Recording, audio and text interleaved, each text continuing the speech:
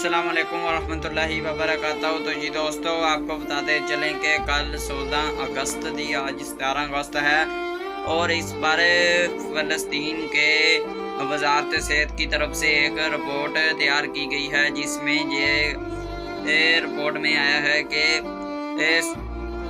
6 अक्टूबर 2024 से लेकर 16 अगस्त 2025 तक फ़लस्तीनी भाई जो शहीद हो चुके हैं उनकी तादाद मजमूई तौर पर 61,200 से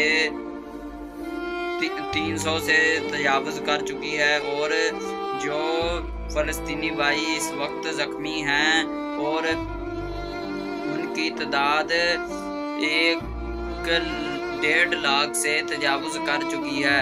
ये मजमूई तौर पर सिर्फ तकरीबन की बुनियाद पर है, जिसे हम ये कह सकते हैं कि ये एक मोटी रिपोर्ट है। आप अंदाज़ा लगा सकते हैं कि रोज़ाना पर कितने फ़लस्तीनी भाई शहीद होते हैं और कितने ज़ख्मी होते हैं। और उसके अलावा आपको एक और बात ये भी मालूम होनी चाहिए कि फ़लस्तीन में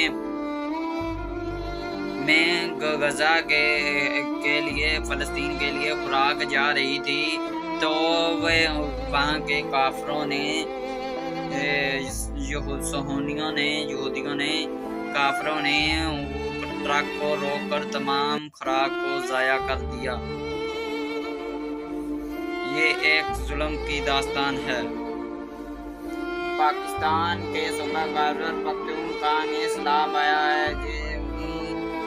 सैलाब नहीं, ये उन्हीं मजलूम हमारे फ़लस्तीनी भाइयों के आंसू हैं जो सैलाब की सूरत में हम पर नाज़िल हुए हैं। तो लिहाजा मेरी हुकूमत पाकिस्तान से दरख्वास्त है कि वो फ़लस्तीनी भाइयों के लिए मदद करें और वहाँ पर जंग बंदी करवाएं।